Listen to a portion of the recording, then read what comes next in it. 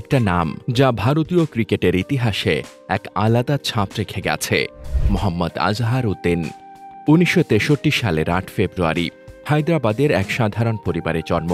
কিন্তু তার ক্রিকেট জীবন ছিল এক অসাধারণ যাত্রা। ছোটবেলা থেকেই ক্রিকেট ছিল তার প্রাণের খেলা। শুরু হয়েছিল স্থানীয় মাঠে বন্ধুদের সঙ্গে খেলা দিয়ে। ধীরে ধীরে তার অসাধারণ ব্যাটিং স্টাইল গড়ে উঠল, শান্ত, সাবলীল এবং অবিচল। ১৯৮৪ সালে ভারতের হয়ে অভিষেকের মধ্য দিয়ে শুরু করল তার আন্তর্জাতিক যাত্রা। আজহার উদ্দিন ছিলেন একজন ক্লাসিক্যাল ব্যাটসম্যান। তার ব্যাটের আওয়াজ ছিল শান্ত, কিন্তু বল হতো দারুণ বল দর্পণ। ৯৯ টেস্ট ম্যাচে ৬,২১৬ রান ও ৩৩৪ একদিনের আন্তর্জাতিক ম্যাচে ৯,৩৭৮ রান করে তিনি ভারতীয় ক্রিকেটের এক অমূল্য রত্ন হয়ে উঠেছিলেন। তিনি ছিলেন ভারতীয় ক্রিকেটের একজন দীর্ঘদিনের অধিনায়ক।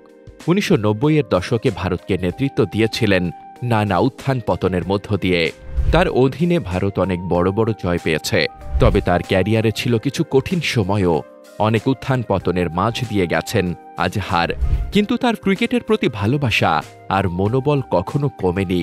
২০০০ সালে আন্তর্জাতিক ক্রিকেট থেকে বিদায় নিলেন তিনি। আজহার উদ্দিন শুধু একজন ক্রিকেটারই নন, তিনি একজন শিল্পী, যিনি ব্যাটের মাধ্যমে এক নিখুঁত গল্প বলেছেন।